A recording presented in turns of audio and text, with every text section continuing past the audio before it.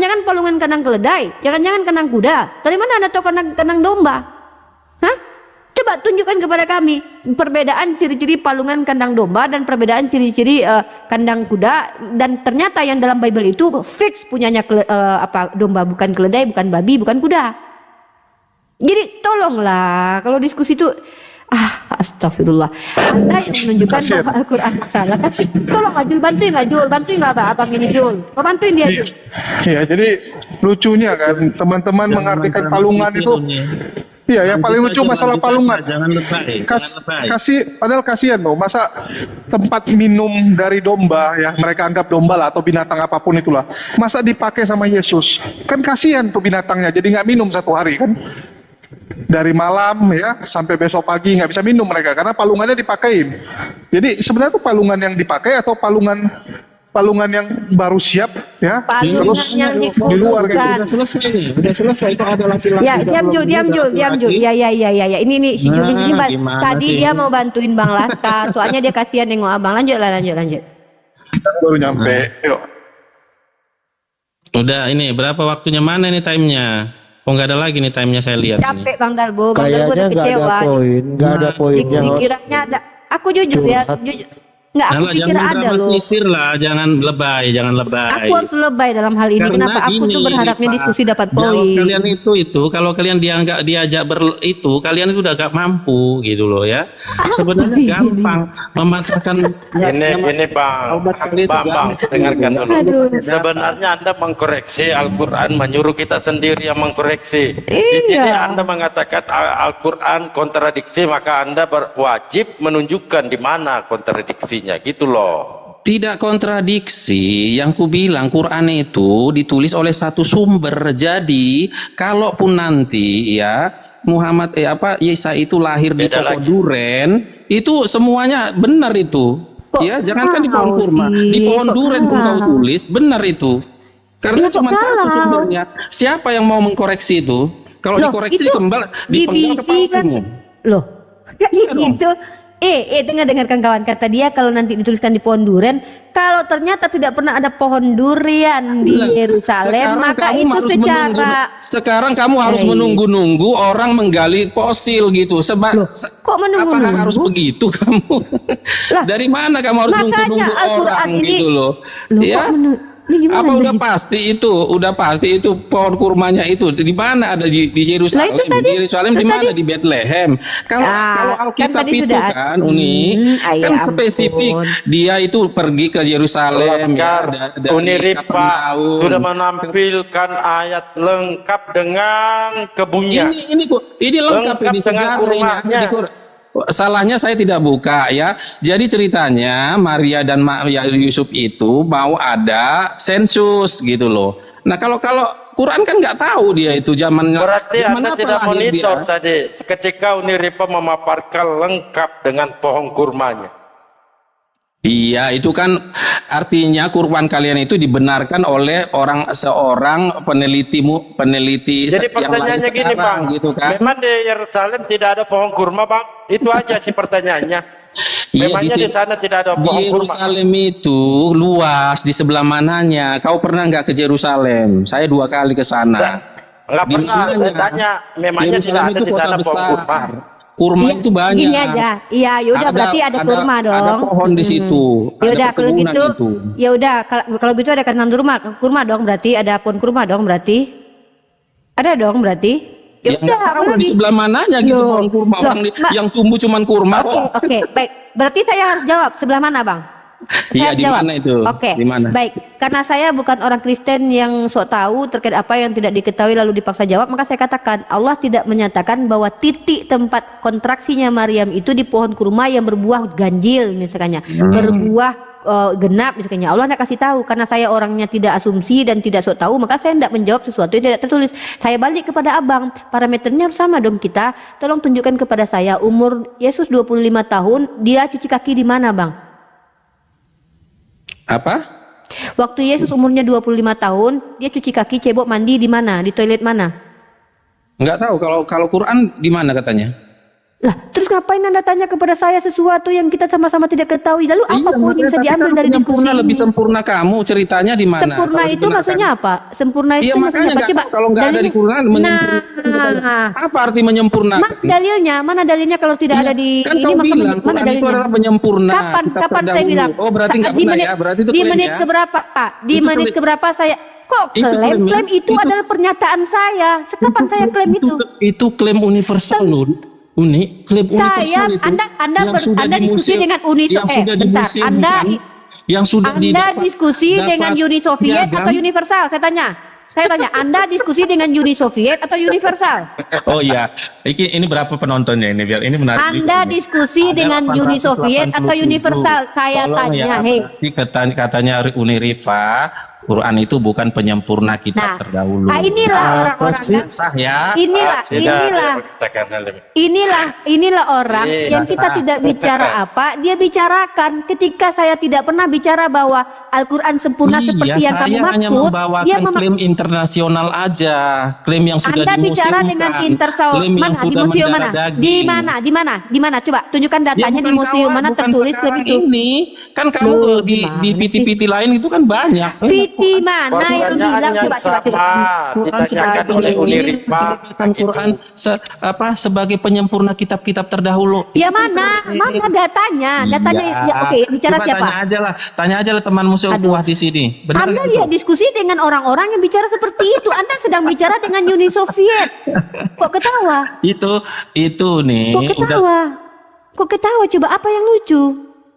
Anda tahu tidak dalam kitab Amsal berperkara dengan orang stupid itu dia banyak tertawa. Kenapa Anda menunjukkan Amsal di sini? Ayolah, Anda sudah dewasa, saya sudah dewasa. Janganlah kita kayak anak kecil, jangan kayak anak TK gitu loh.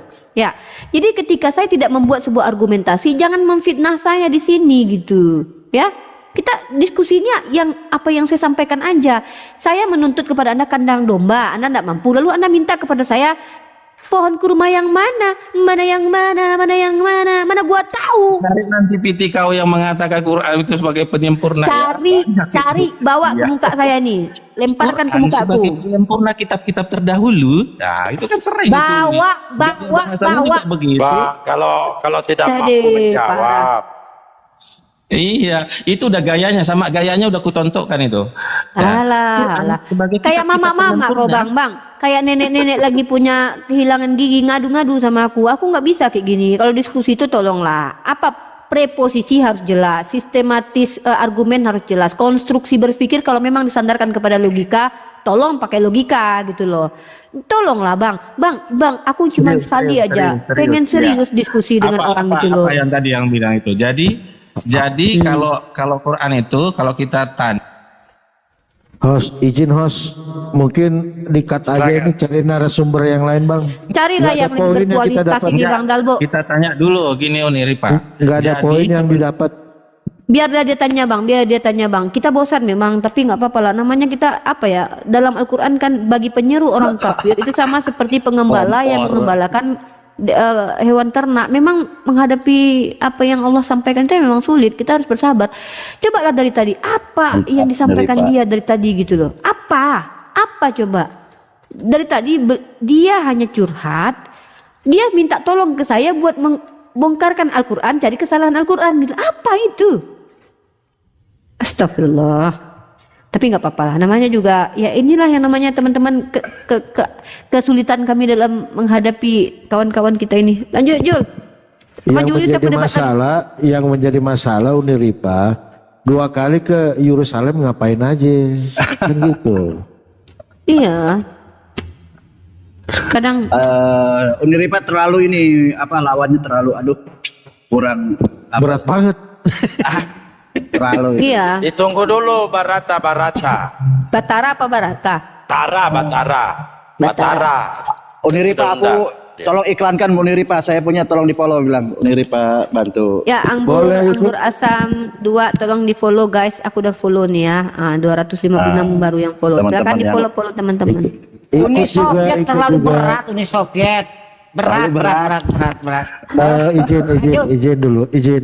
Teman-teman yang di bawah, selamat malam. Tolong dibantu follow Bang Anggur Asam dengan saya mungkin ya, Pak Lopo 05. Kemarin 3 akun yang ke Bennett nggak bisa nampilin data. Makasih yang udah follow. Lanjut host. Sudah 9 saya yang terban ini.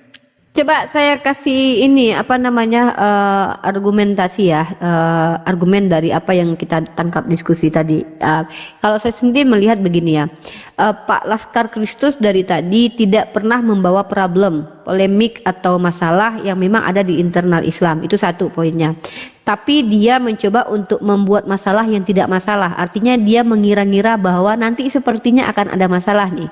Karena kan ada ini, ada ini, ada ini, dan itu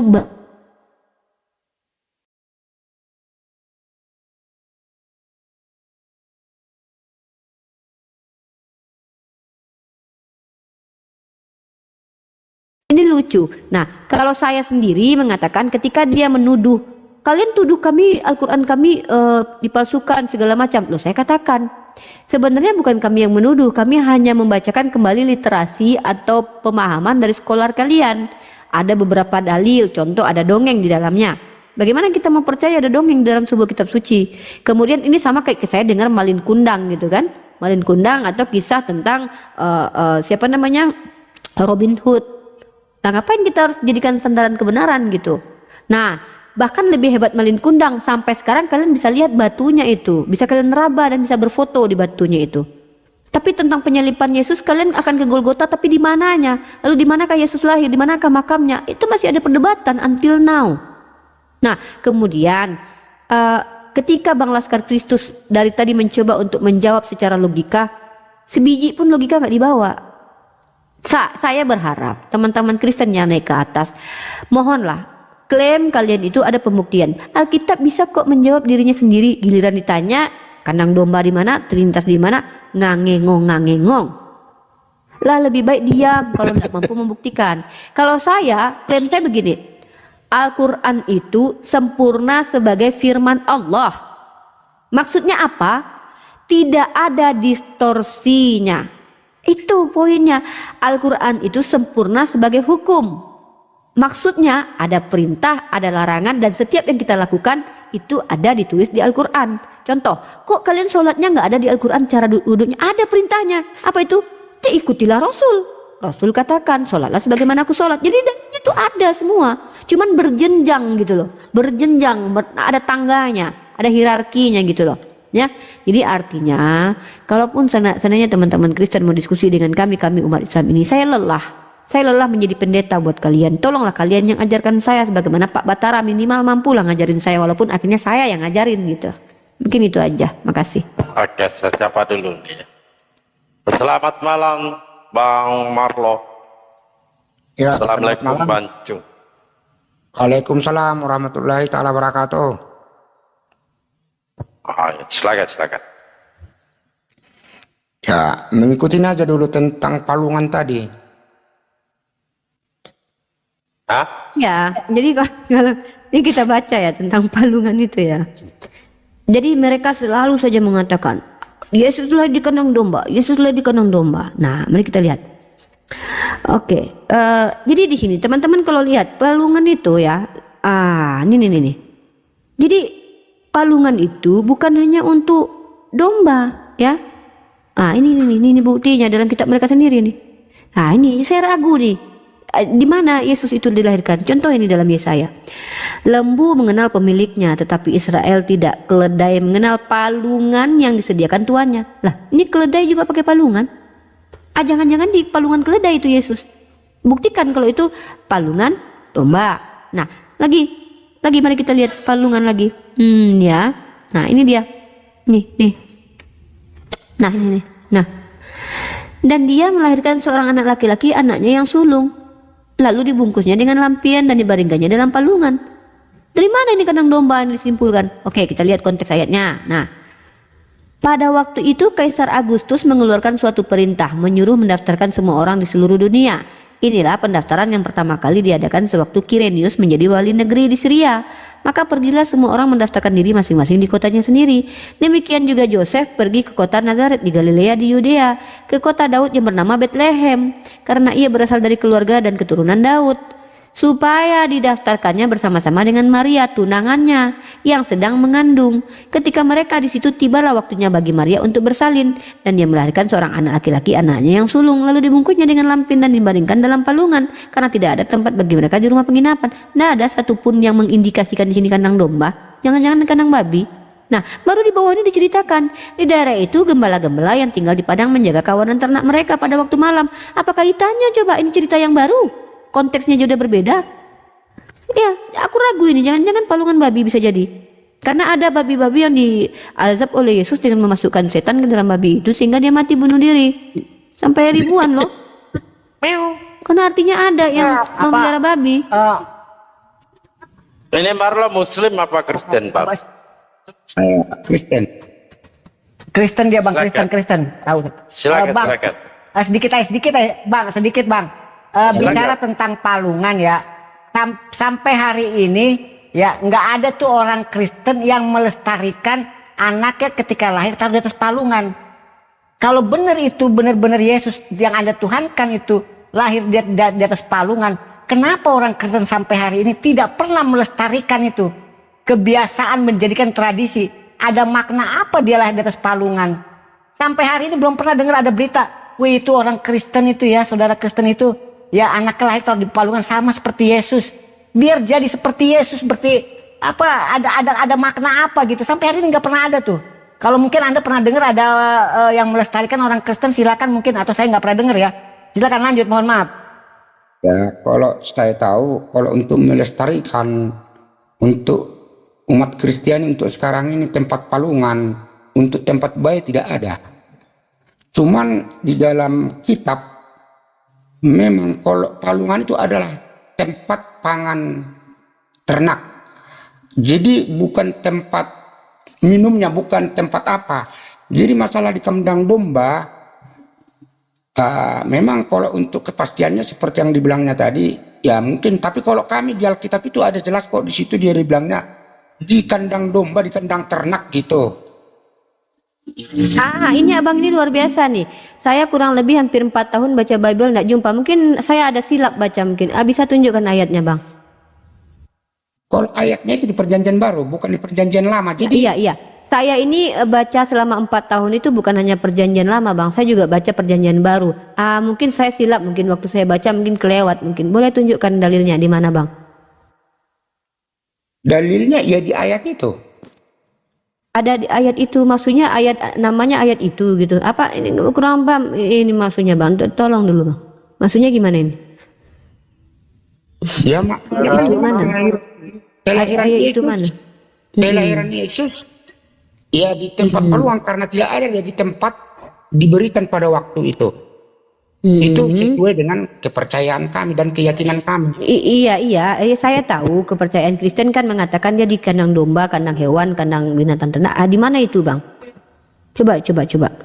Di mana? Ya di Yerusalem sana lah. Bukan, tertulisnya di mana? Masa saya harus ke Yerusalem cari datanya? Tertulisnya di dalam kitab apa gitu? Di Perjanjian Baru. Cuman karena satu HP saya ini nggak bisa saya membuka itu semua itu isi. Saya kurang lebih 4 tahun bang mengulik-ngulik Bible karena saya pembaca Bible ya. Akhirnya saya mencari itu memang. Saya mau mencari kata kandang domba memang. Tapi tidak saya temukan. Abang luar biasa ya. Ada. Nanti saya minta ayatnya ya bang ya. Perlu itu karena kalau sudah ketemu ayatnya saya tidak lagi debat-debat tentang kandang domba ini bang. Pusing saya bang. Tolong ya bang. Kasih datanya ya. Ya kan gini, tadi kan permasalahan kan tempat palungan. Ada yang bilang jadi ternaknya nanti nggak dikasih makan. Jadi kayak model melambung ceritanya itu. Nah kita nggak sampai ke situ pelajarannya. Hah? Nggak Kita sampai ternak itu nanti tidak makan, tidak sampai ke situ. Cerita bukan saya enggak bawa ternak yang enggak dimakan bang, itu tuh bang Imbrus atau si Julius itu hanya main-main aja itu. Saya lebih fokus ke dalil bang, di mana dalil bahwa memang Yesus itu di kandang domba atau di kandang ternak gitu loh. Dalilnya di mana itu? Dalilnya itu ya di perjanjian di tentang kelahiran Yesus. Saya cuma menemukan bang, ada di dalam Lukas pasal ke-27 Di situ tertulisnya, dan dia melahirkan seorang anak laki-laki, anaknya yang sulung, lalu dibungkusnya dengan lampin dan dibaringkannya di dalam palungan karena tidak ada tempat bagi mereka di rumah penginapan. Tidak ada di situ tertulis itu kandang domba atau kandang hewan ternak gitu loh. Masalah itu apa tadi? Terakhirnya itu di kandang apa tadi? Kandang ternak. Nggak ada, tidak ada kandang apapun, tidak ada. Jangankan kandang ternak, kandang domba, jangan kandang domba, kandang ternak pun tidak ada. Jadi di palungan, kalau palungan itu emangnya di tempat apa itu biasanya? Nah, kalau kita merujuk kepada palungan, mari kita lihat ya, gini. Kita by data aja. Nah, saya sudah tunjukkan tadi, bahkan palungan pun adalah nama tempat makan keledai. Kan tadi saya tunjukkan ya saya tadi. Nah, tuh loh. Ya, jadi saya minta sama abang, yang dia di kandang domba ini siapa yang bilang sama kalian? Tuh loh. Gini loh bang, ini misalnya, ini saya ya. Uniriva kontraksi di Klaten. Nah, karena dia di luar rumah, maka dia meletakkan anaknya di dalam gayung. Nah, kan gitu. Kalian jangan berasumsi bahwa anak saya itu lahir di kamar mandi karena gayung letaknya di kamar mandi. Kenapa? Bisa jadi gayung itu ada yang bawa keluar lagi nyiram bunga misalnya. Jadi kalau ada orang yang membawa gayung dari rumah saya, dari keluar untuk menyiram bunga, diletakkan gayung di depan rumah saya, tiba-tiba saya menceret anaknya di depan pintu rumah. Saya letakkan anak saya di atas gayung. Bukan berarti anak saya melahirkan di kamar mandi. Nah, atau begini misalnya. Uniriva telah melahirkan, lalu anaknya diletakkan di atas sofa misalnya. Wah, karena sofa identik dengan ruang tamu, pokoknya pasti si Rifa melahirkan di ruang tamu. Tahu-tahu sofa yang mau dibawa mau dijual, di bawah pohon ternyata sofanya diletakkan karena mau dijual sama orang. Jadi kalau hanya sebatas itu tuh bisa debatable lah, bisa tafsirannya pun banyak. Apa ya, kalau palungan ini bukan sesuatu barang yang tertanam yang menetap, bisa dibawa kemana-mana, bisa dicampakkan kemana-mana. Saya punya dulu, nenek saya dulu punya kandang sapi, tempat makan kandang sapi itu bisa saya tarik-tarik kemana-mana buat main-main itu. Jadi ayolah, saya maksudnya kita tuh eksplisit implisit boleh, maksudnya tuh boleh kalian dengan cara menggunakan tafsiran hermeneutik, tapi minimal mendekati lah gitu, janganlah jauh kali melambainya kemana-mana gitu. Saya tadi ketika dalam Islam dinarasikan bahwa Maryam dalam Al-Quran dikatakan kontraksi di bawah pohon kurma, ternyata buktinya pohon kurma ada di Yerusalem. Nah, kalau kalian tanya lagi pohon kurmanya pohon kurma mana, iya kalian jangan tanya saya. Apakah perlu saya katakan pohon kurma di balik rumahnya Cahyono gitu, di samping rumahnya si Bambang gitu? Enggak perlu. Buat apa? Oke. Itu Mbak, di mana itu ayatnya itu bahwa Yesus lahir di bawah pohon kurma? Tidak ada yang bilang lahir di bawah pohon kurma. Cuman Sayyidah Maryam itu ketika berkontraksi di bawah pohon kurma gitu loh. Bentar. Ayatnya dari mana itu? Ya bentar. Oke, kalau saya tunjukkan ayatnya, apa kira-kira yang akan Anda tanggapi dari ini? Ya, biar saya percaya dan yakin, karena belum pernah saya baca itu. Nah, ini dalam surah Maryam ayat ke nomor 23 ya. A'udzubillahi minasyaitonirrajim. Bismillahirrahmanirrahim. Fa'aja'ahal makhadu ila khiz'in nakhlati qalat ya laitani mittu qabla hadza wa kuntu nasyaman siya. Artinya, maka rasa sakit akan melahirkan anak memaksa ia bersandar pada pangkal pohon kurma. Dia berkata, aduhai, alangkah baiknya aku mati sebelum ini dan aku menjadi barang yang tidak berarti bagi dilupakannya. Lalu kita lanjut ayat selanjutnya ya. Jadi ada dia kontraksi di bawah pohon kurma gitu loh. Nah, maka Jibril menyuruhnya dari tempat yang rendah, janganlah kamu bersedih hati, sesungguhnya Tuhanmu telah menjadikan anak sungai di bawahmu. Nah, lanjut ke ayat 25. Dan goyangkanlah pangkal pohon kurma itu ke arahmu, niscaya pohon itu akan menggugurkan buah kurma yang masak kepadamu. Karena Sayyidah Maryam ini tidak ada kisah di dalam Al-Quran yang mengatakan bahwa beliau itu adalah orang yang terbiasa keluar rumah karena beliau perawan suci, makanya saja dijaga oleh Allah di misbah, di mihrabnya. Jadi wajar beliau itu, ini korelasi ayat ya, wajar kalau Sayyidah Maryam itu tidak mengerti apa yang harus dilakukan ketika dia ada di luar. Nah, maka malaikat Jibril datang mengarahkan kepada, coba Anda bayangkan, kenapa malaikat Jibril datang mengarahkan kepada Maryam, ambillah pohon kurma? Bukankah Maryam itu manusia yang punya common sense? Ya bisa loh. Allah, kalau kita lapar, kita ini secara naluri punya akal. Kenapa kok Maryam itu diberikan sama inilah kenapa yang disebut dia perawan suci. Karena dia memang sudah diberikan oleh ayahnya atau oleh pamannya atau keluarganya sebagai orang yang akan diberikan kepada Tuhan untuk mengabdi kepada Tuhan di mihrabnya. Dia menjaga kesucian yang jangankan dia punya suami seperti dalam Bible. Pernah lihat laki-laki? Maksudnya dia tidak bergaul dengan laki-laki. Ini verifikasi bahwa betul-betul dia suci. Lah kok di kitab kalian dikatakan perawan suci tapi punya suami coba? Dari mana kalian tahu kalau dia tidak pernah tidur bareng Yosef? Emang Yosef bilang-bilang gitu, gua nggak pernah tidur weh sama dia, gua nggak pernah tidur. Anda tahu tidak? Itu kan ngambil dari Quran. Ya. Bahwa Isa itu lahir di pohon kurma. Itu kan Isa. Mungkin beda itu, beda persepsi mungkin. Ya gini, memang beda perspektif. Tidak ada yang mengatakan bahwa Bible dengan Al-Quran itu sama perspektifnya, Pak. Memang berbeda perspektif kita. Kalau perspektif Bible katanya Maryam perawan suci tapi punya suami. Gimana mau mengatakan seseorang itu perawan tapi punya suami, Pak? Itu namanya fitnah, Pak. Kalau ada orang bersuami atau bertunangan dikatakan perawan, itu fitnah, bisa jadi klaim. Masa ada orang tiba-tiba dia dikatakan suci tapi dia ada laki-laki di sampingnya, Pak. Apalagi tradisi Yahudi boleh menggauli wanita di atas umur 3 tahun lebih 1 hari. Tiba-tiba dia dikatakan perawan. Tapi dalam Islam dia itu dijaga makannya oleh Allah. Dia tidak seliar itu gitu. Mohon maaf ya. Dia tidak seliar yang di dalam Bible gitu. Bentar, saya terima telepon dulu bentar.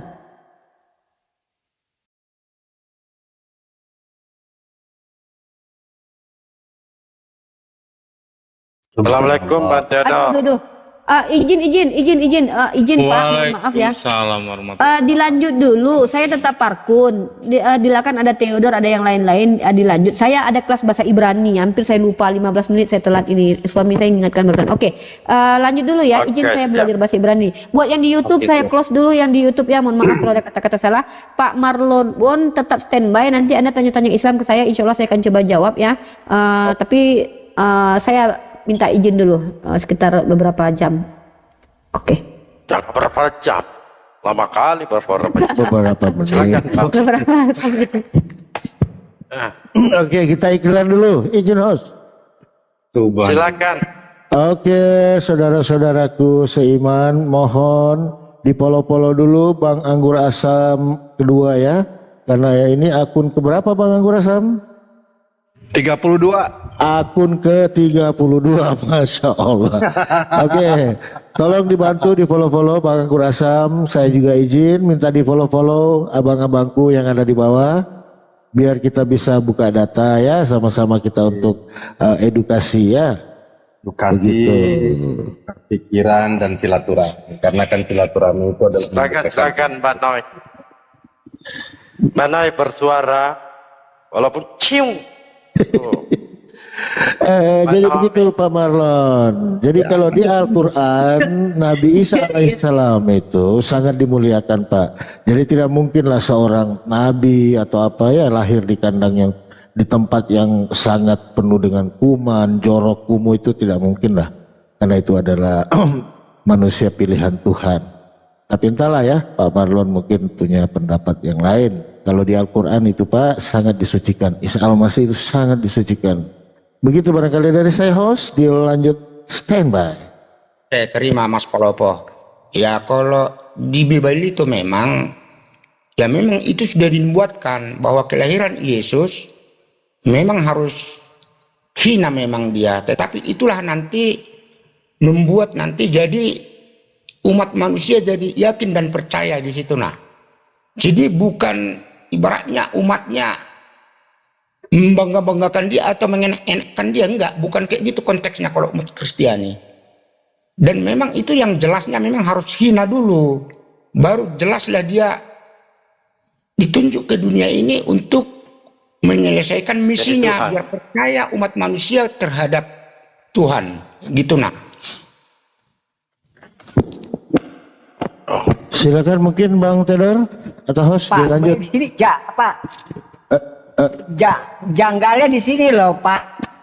Oke, lanjut. Pak bilang tadi ya kan, dia nubuatan harus dihinakan. Tapi Pak, ini kan kita manusia ini copycat ya Pak ya, mencontoh. Nah kalau mencontohnya dari tempat yang nggak baik ya kan, terus dihinakan dulu, apa yang perlu diambil, hikmah apa, makna apa yang kita dapat di situ Pak? Bapak sebagai orang Kristen ya, itu poinnya di mana gitu loh Pak? Oke, mencontoh saya itu kan jawab yang dulu. mencontoh itu yang baik-baik, yang bersih. Ya silakan Pak. Perbuatan Yesus selama di dunia tidak ada perbuatan jahat. Nah, maksudnya Mbak Imros, di mana perbuatannya yang jorok-jorok? Kalau masalah perbuatan, tapi memang kalau perbuatan Yesus selama di dunia kan itu perbuatan yang baik-baik, tidak ada yang salah. Mbak Imrus, Allah. Tanggung tolong jawab dimut lo dulu, Imrus. Bang. Imrus tanggung jawab. Kondeknya dilepas dulu Mbak Imrus. Kondeknya Mbak Buat Imrus. jahat Pak. Gimana? Oke, lanjut. Oh, Saya izin dulu. Mungkin Pak Anggur Sam ini saya nggak bisa open cam ya.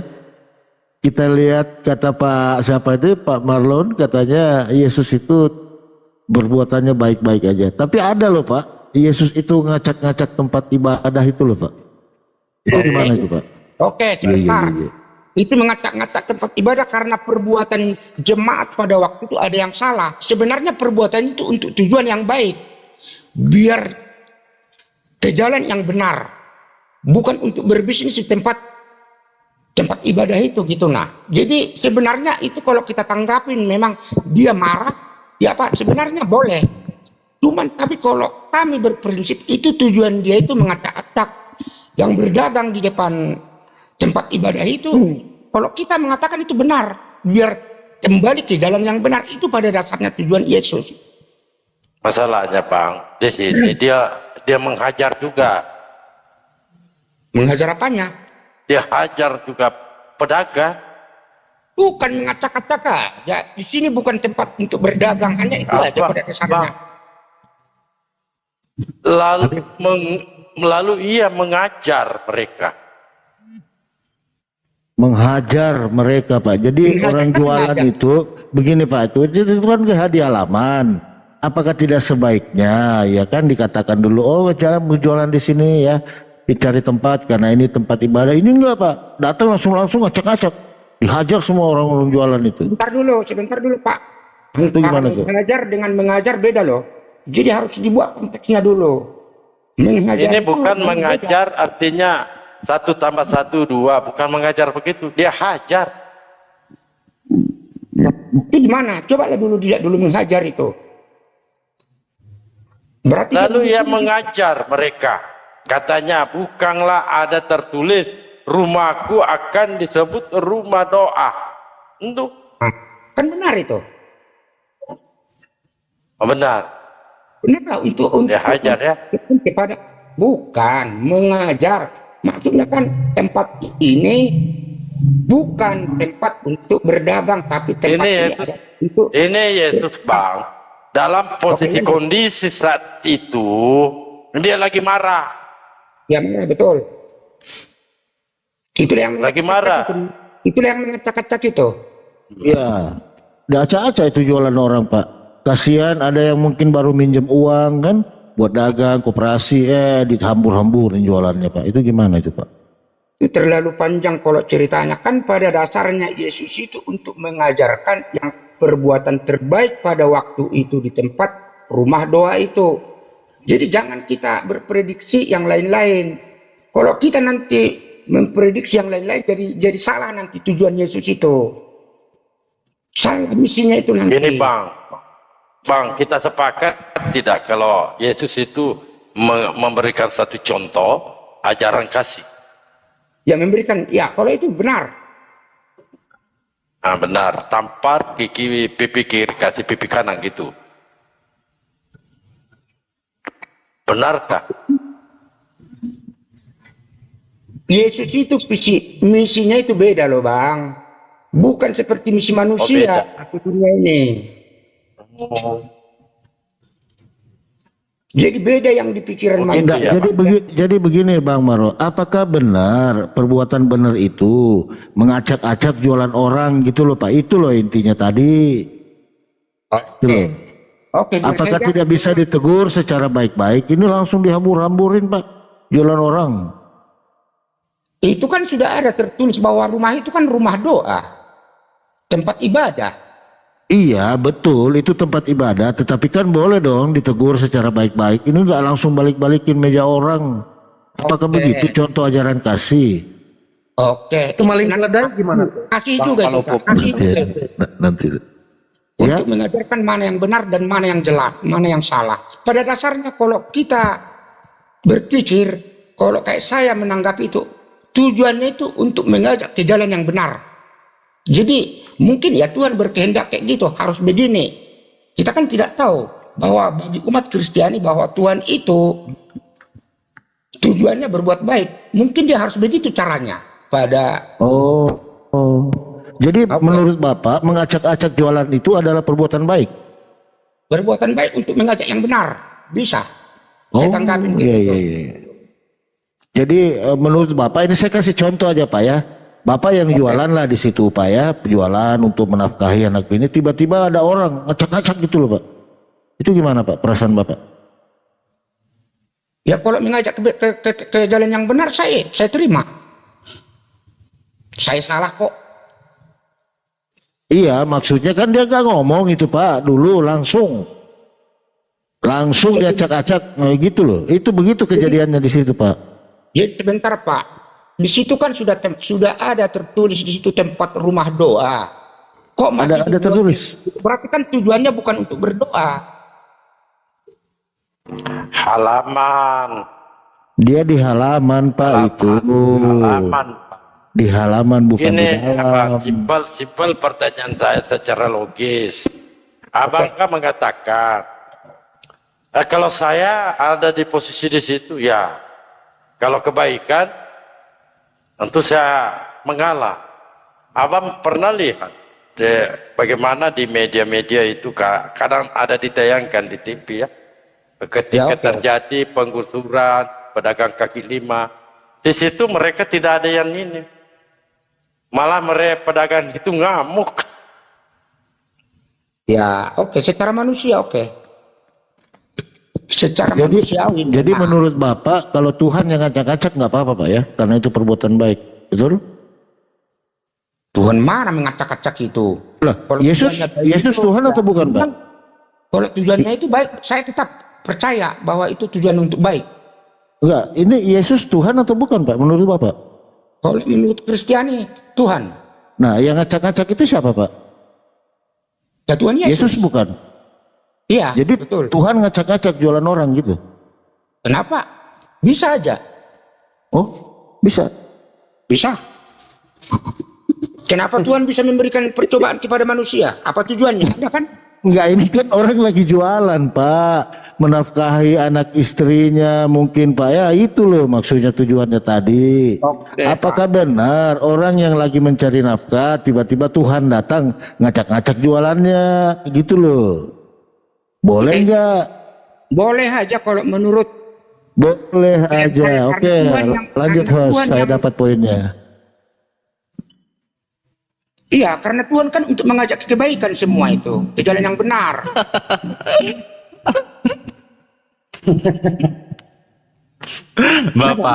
Bapak ini kurang jujur.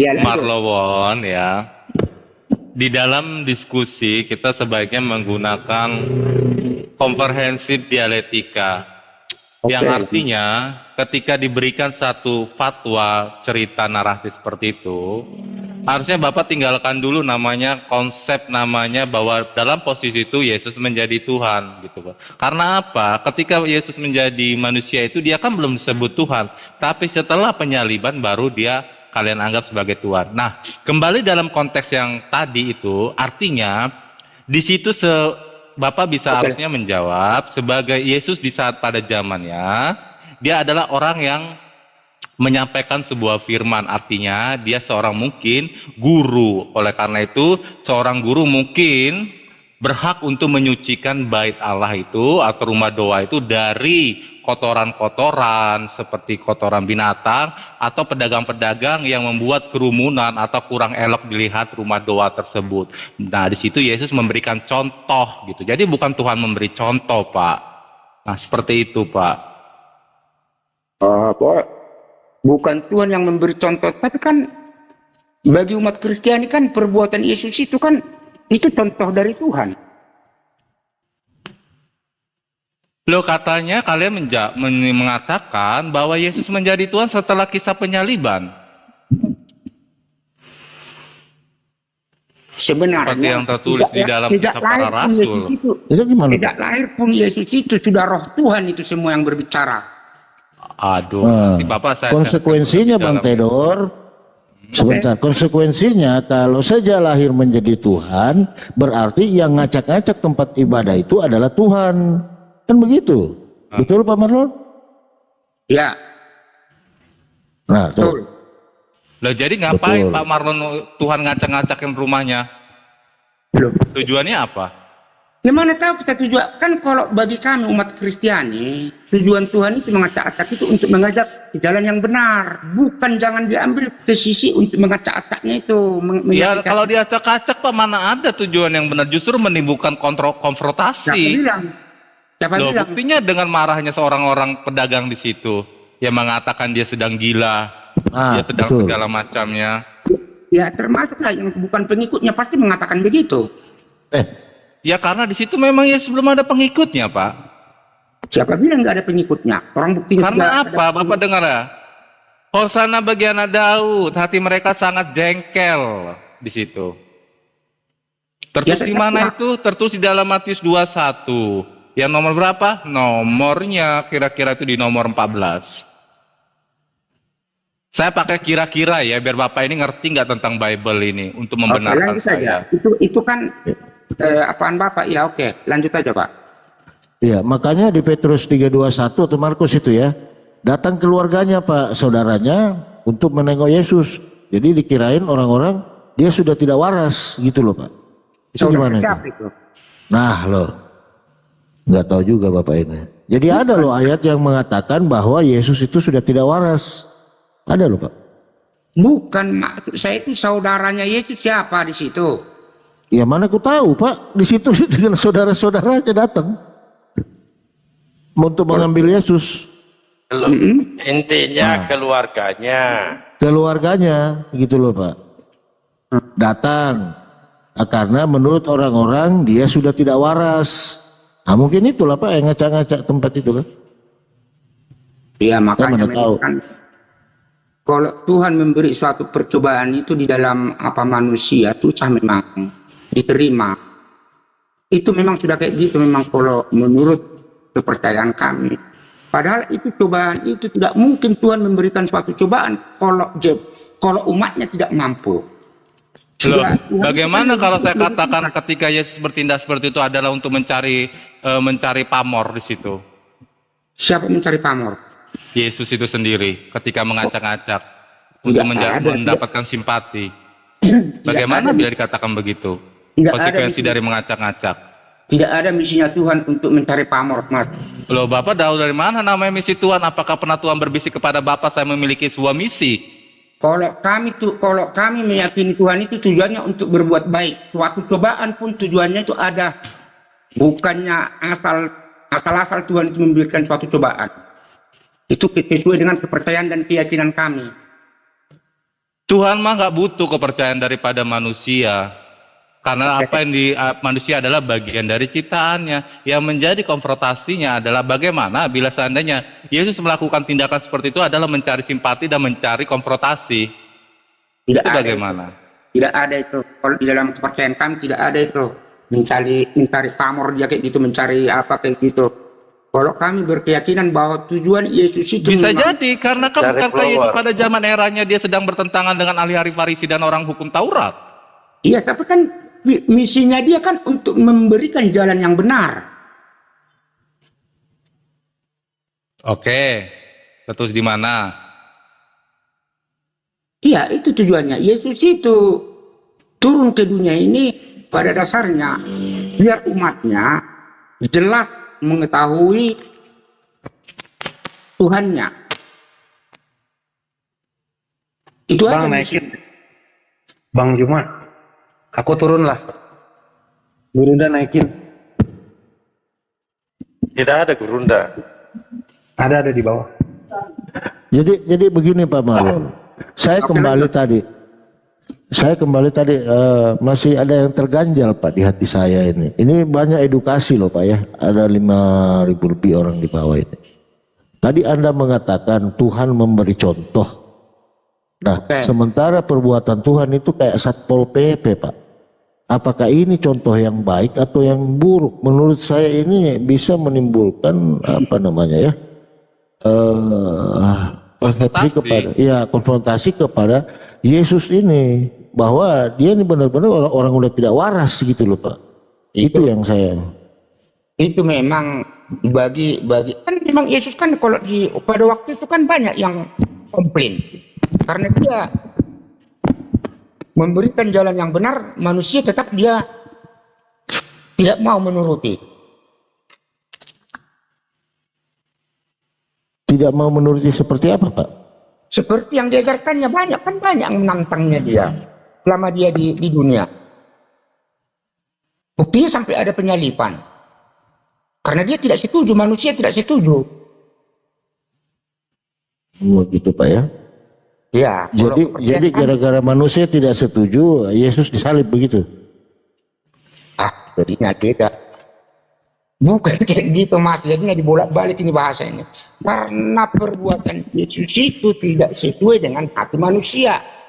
Makanya dia disalibkan. Karena Yesus itu dianggap manusia berdosa. Dalilnya di mana Pak? Saya mau serius dengan Bapak. Tapi ada loh Bang Tenor yang sebentar Bang Anggur Asam, yang Yesus berdosa itu di mana ya?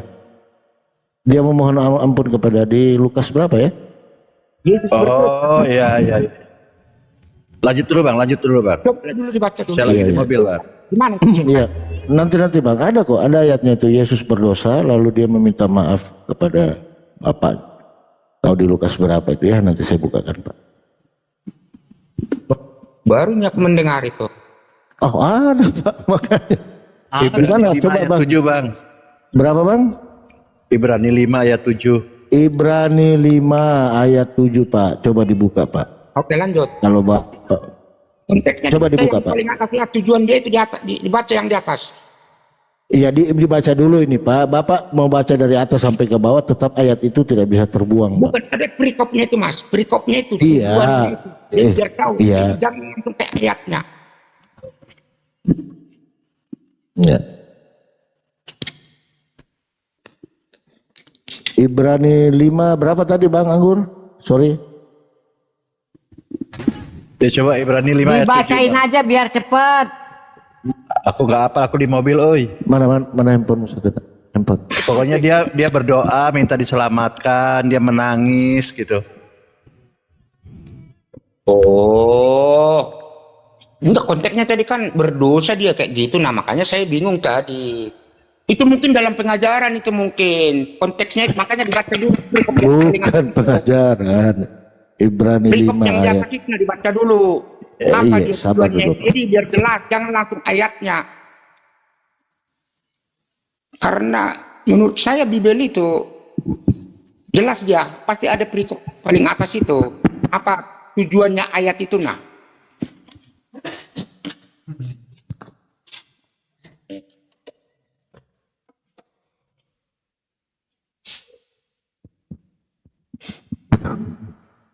Ibrani 5 berapa tadi Bang? Bang Anggur Asam, sorry. Ayat 7. Ibrani 5 ayat 7 ya. Mungkin kalau nggak salah itu dia ketika berdoa kan minta ke permohonan, dia bermohon, menangis, meratap, minta diselamatan. Karena kalau orang berdosa kan tidak mungkin diselamatkan kan? Makanya dia minta keselamatan kan gitu poinnya. Iya. Ada yang khusus itu saya baca kemarin Bang, dia merasa berdosa gitu loh. Saya di Lukas berapa kemarin lupa juga saya itu. Kalau di sini di Ibrani 5:7 ini dalam hidupnya sebagai manusia, ia telah mempersembahkan doa dan permohonan dengan ratap tangis dan keluhan kepada Dia yang sanggup menyelamatkannya dari maut, dan karena kesolehannya ia telah didengarkan. Demikian firman Allah. Selaku manusia, kan? Selaku manusianya dulu. Iya, memang Yesus manusia, Pak, bukan Tuhan, betul? Loh, Bagaimana sih ceritanya? Ya, tetap manusia. berarti Yesus bukan Tuhan? Terus Tuhan. Tuhan atau manusia? Di sini manusia loh ini, Pak. Iya betul. Kan tadi kan saya ngomong kan selaku manusianya, selaku manusia. Izin Pak Plopo, sebenarnya Iya, Ibrani lanjut. ini, Ibrani 5 nomor 7 ini bantahan tentang Yesus itu disalib. Doanya dikabulkan Yesus di sini. Doanya dikabulkan, betul, Bang. Dibaca dulu, disalib itu. Dikabulkan, artinya Yesus diselamatkan dari maut. Iya. Karena ada Bantahannya tentang penyaliban. betul, dalam hidupnya sebagai manusia ia telah mempersembahkan doa dan permohonan dengan ratap tangis dan keluhan kepada Bapa Dia ya, yang sanggup menyelamatkannya dari maut. Artinya ini Yesus selamat di sini, Pak. Selamat ini, bukannya mati.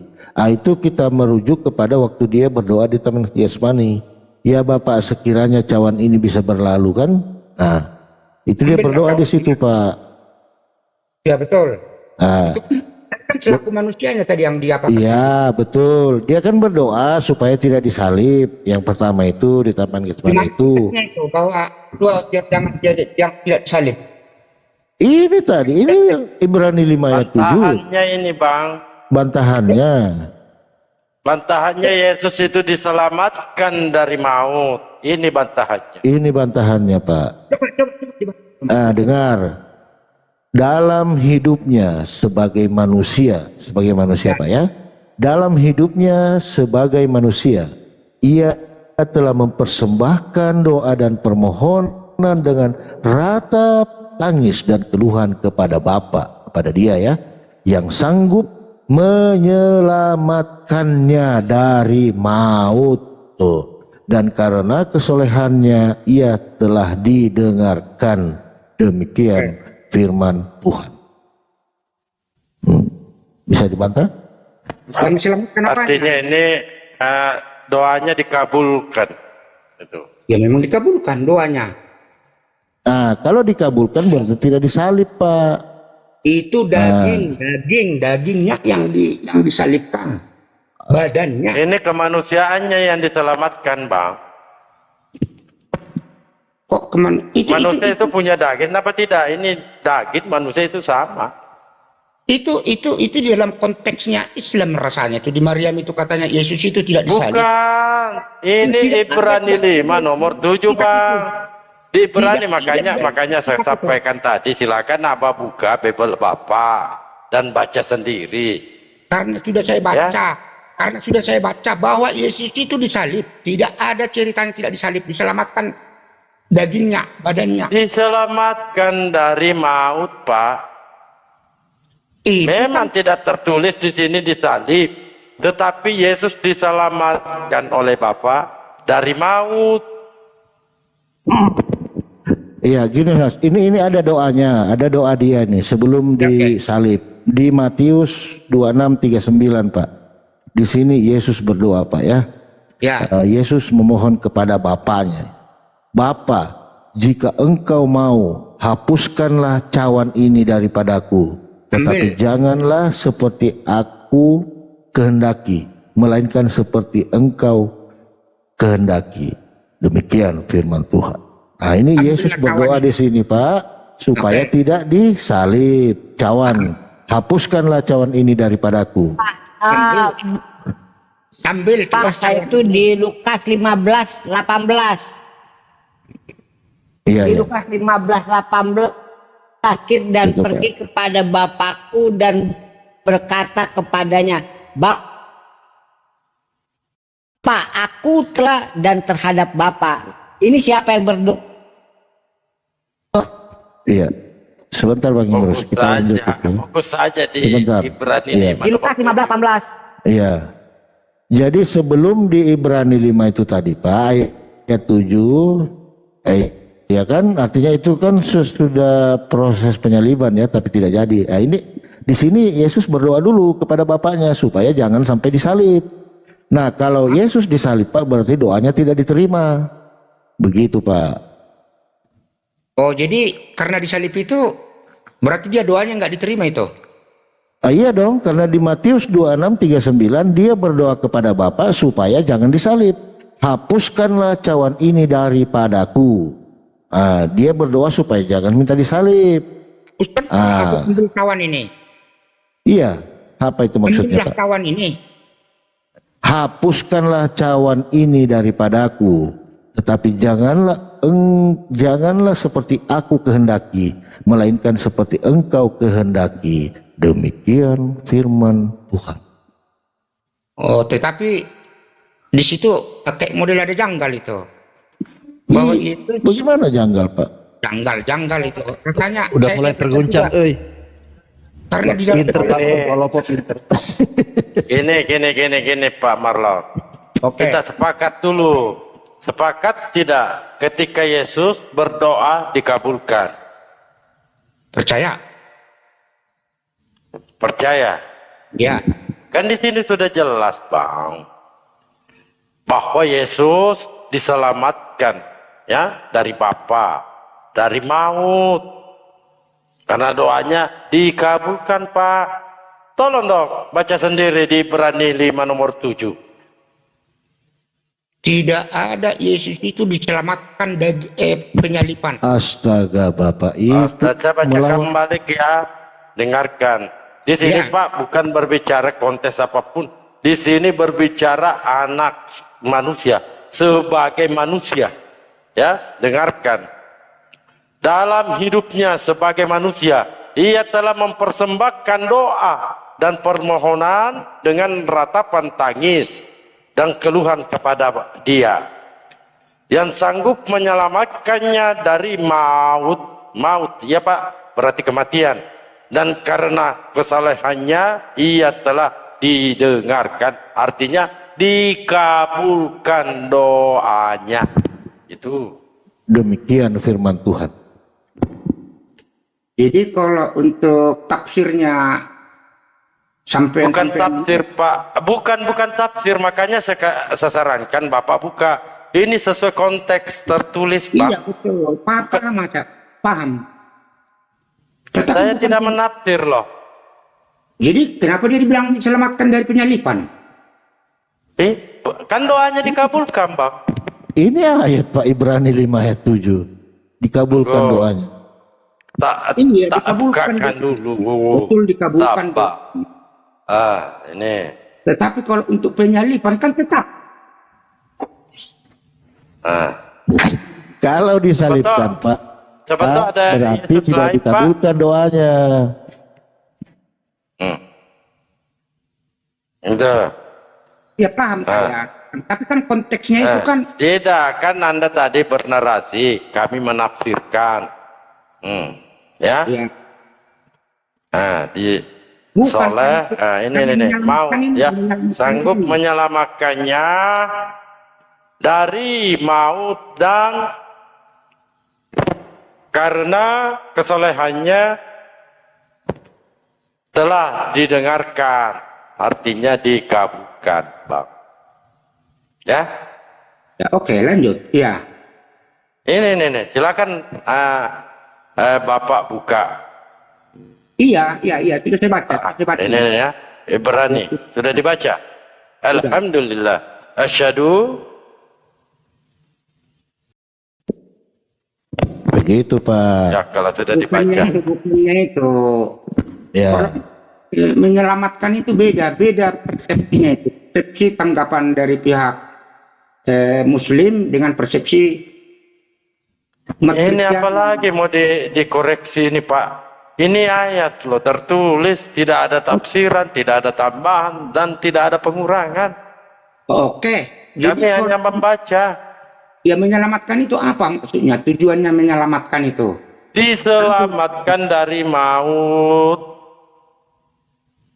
Supaya tidak disalib. Itu loh Pak. Itu kan menurut tanggapan, menurut Di proses apapun Pak, oke kita singkirkan bahasa salib. Mau dia ketimpa pohon kurma, mau ditabrak beca, yang jelasnya Yesus diselamatkan dari kematian, ya. Diselamatkan dari maut. Itu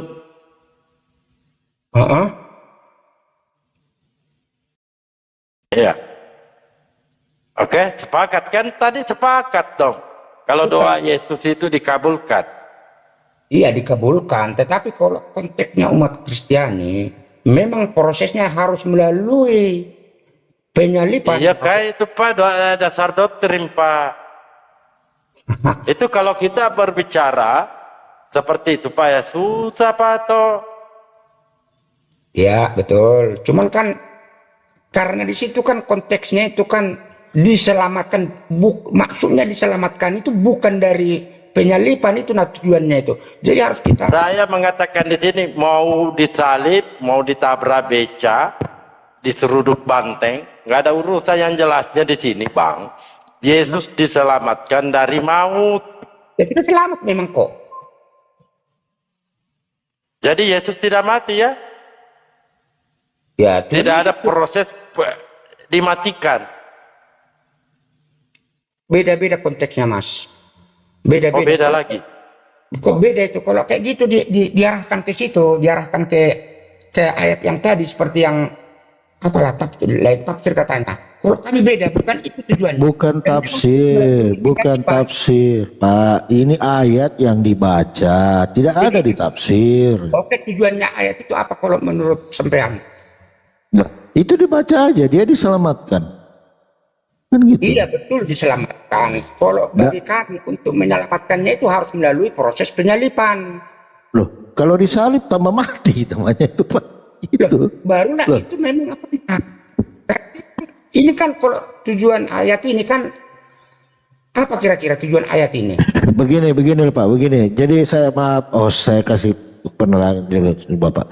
Jadi sebelum di Ibrani tadi Pak, coba Bapak buka dulu di Matius 26:39 sebelum proses penyaliban Pak.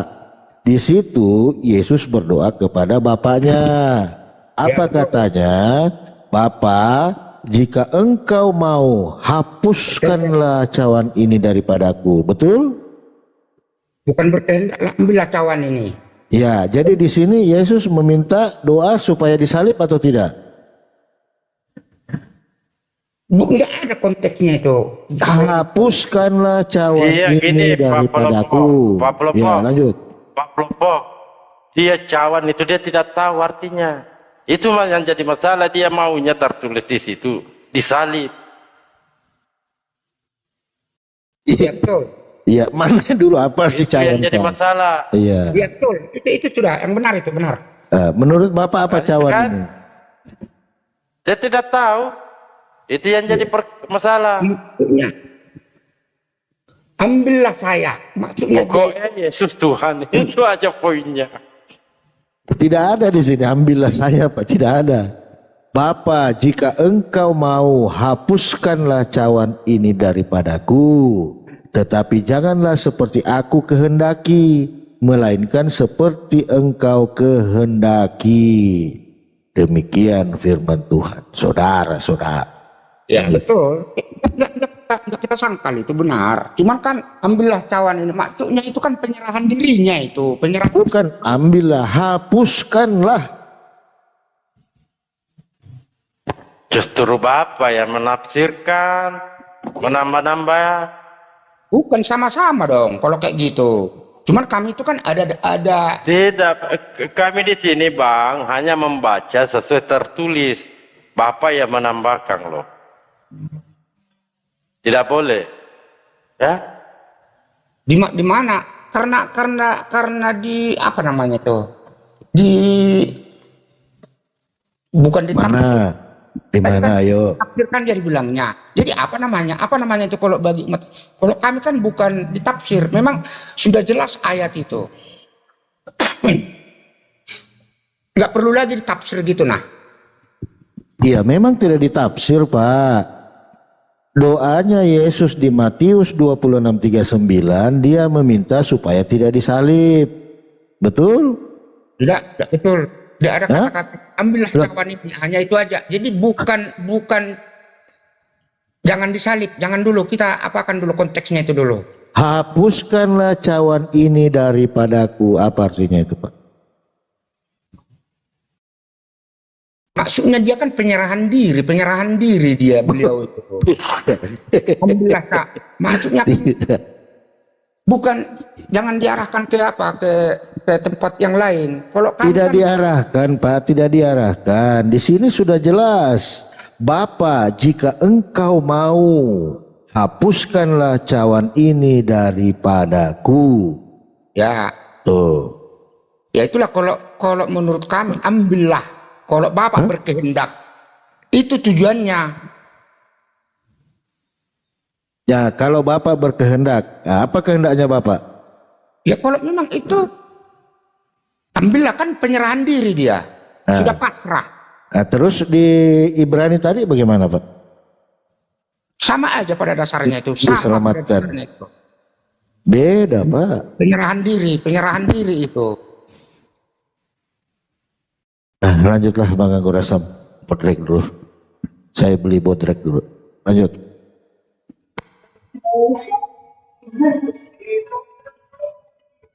Saya di mobil Bang, lanjut Bang.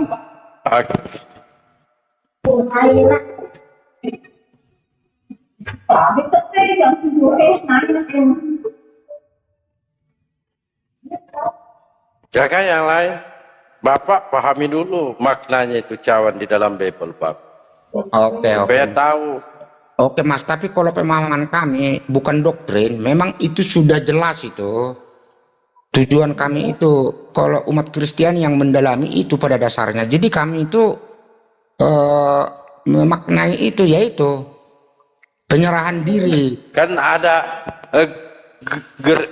geriknya kan ada di situ, Bang. Ya. Cuman kan itu kan perlu, kalau menurut kami bukan diselamatkan. Bukan minta diselamatkan, tetapi minta diserahkanlah. Sudah pasrah. Itu pada dasarnya. Kan doanya dikabulkan, Bang. Ya dikabulkan memang. Tapi bukan untuk jadi di situ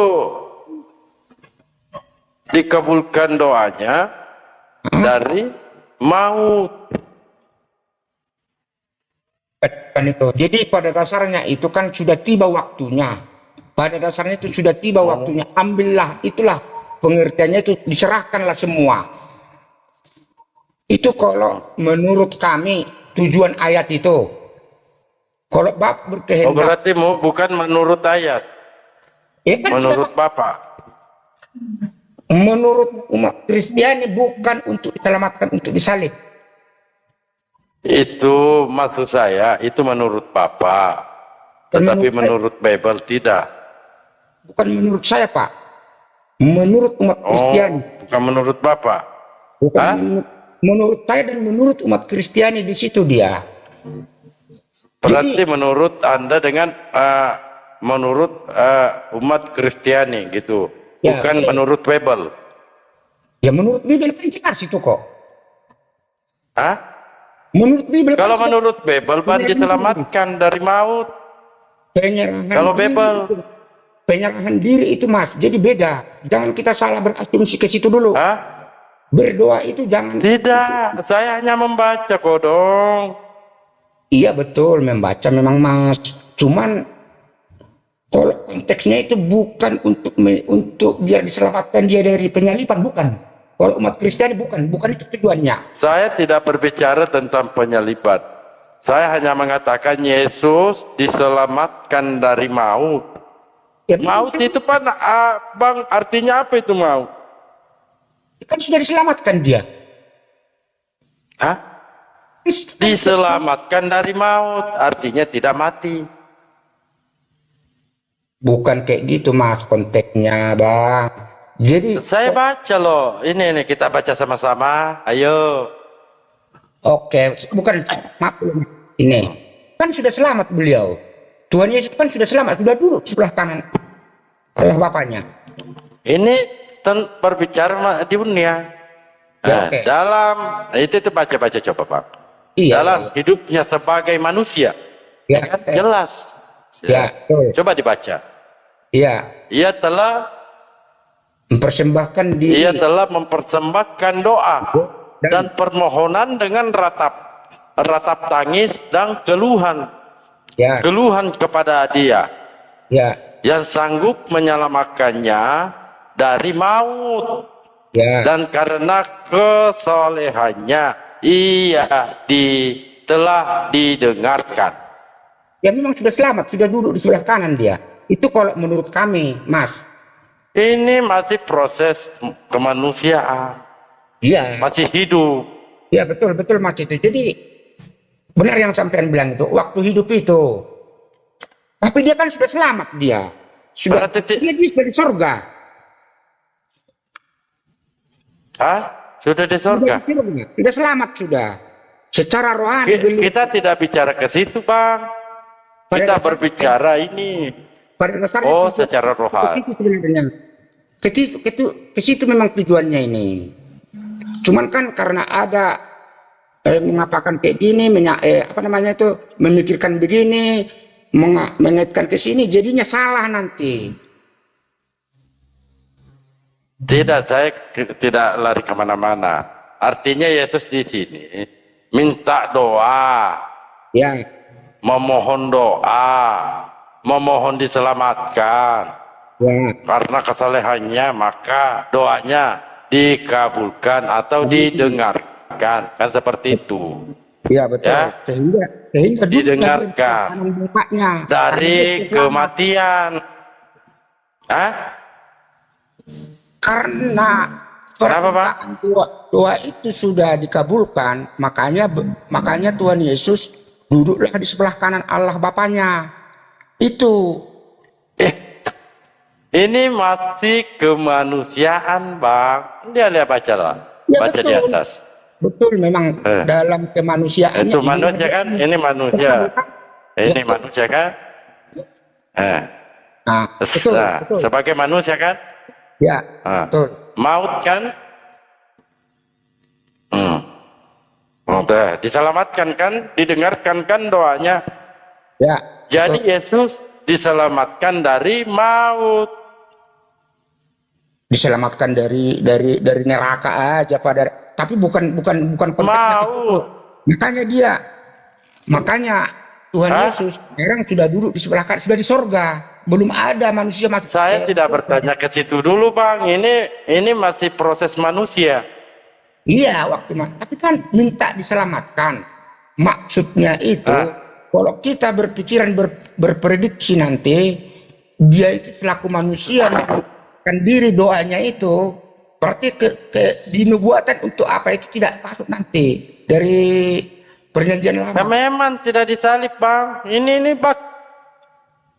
Seandainya di sini doanya tidak didengarkan, Ya, diabaikan, tidak dikabulkan, Bang. Bisa jadi mati dia. Tetapi doanya didengarkan, maka diselamatkan dari maut. sudah selamat memang. Sudah duduk di sebelah kanan. Oh, sudah selamat. Sudah, makanya dia kesan sudah di sorga. Nah, jadi Berarti tidak mati. Tidak mati dia. tidak mati Yesus, Tuhan Yesus. Oh, Waktu 3 hari? Nah, itu kan tadi kan konteksnya kita kan berbicara kedagingan. Kedagingan tadi. Ya. Jadi Bapak tadi bilang tidak mati, betul? Ya betul. 3 hari itu ngapain? Mati Itu 3 hari. kedagingannya. Kedagingannya itu biar umatnya itu jelas. Sebenarnya itu kan gimana lah ya dibilangin. apanya yang mati, Bang? Ketuhanannya atau kemanusiaannya? Kedagingan. Kemanusiaannya. Dengan ketuhanan. Ya enggak lah. Roh itu enggak bakalan mati, Mas. Mati juga, Bang. Ketuhanannya juga mati, Bang. Enggak ada yang tersisa. Kalau konteksnya Kristiani tidak ada mati roh itu. Bukan roh. Jadi Ketuhanannya mati juga. nggak bisa. Jadi di situ kita sepakati tadi di awal bahwa doa Yesus dikabulkannya. Jadi kita pindah lagi karena ini Oke. kita harus Udah di surga dia sekarang. maju diskusinya. Oke. Ya oke, nggak apa-apa kalau dia di surga. Saya ngalah deh, ngalah saya. Itu enak kan sama saya tukang ngalah loh. Jadi saat penyaliban, saat penyaliban kemanusiaannya atau kedagingannya mati atau ketuhanannya, Kedagingannya. atau jangan-jangan semuanya mati. Kalau kerohanian, rohnya itu nggak mati. Saya tidak berbicara roh, Bang. Ketuhanannya mati atau kedagingannya, itu saya berbicara. Kedagingannya. Ketuhanannya tidak mati, mati juga. Mati juga, Bang. Kalau itu saya belum setuju itu. Ini Bang, mati semua. Bukan, tidak ada bukan, yang tersisa. Kemanusiaan kemanusiaan, ketuhanan mati semua, Bang. Tidak ada tersisa. Ya nggak tahu lah kalau konteksnya Abang kayak gitu ya, itu kan sesuai. Bukan, Bang. Kalau kami enggak. Ini Bible yang mengatakan, bukan saya. Nah, oke. Mau dibuka kan? Tuhannya juga mati. Nah, silakan Bang Dalbo, monggo. Tuhannya mati. Tetapi sebelumnya Abang buka juga loh, supaya nggak dibilang karang-karang lagi. Ya oke.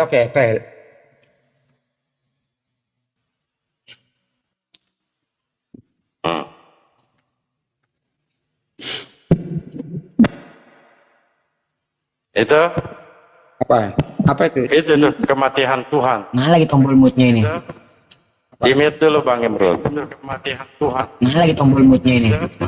Waduh, di mute dulu Bang Imrul. Man. Bang Imrus, demo dulu. Coba. Ini. Waduh, Imrul. Ini Bang. Kematian Tuhan. Oke. Di apa dulu konteksnya? Apa itu?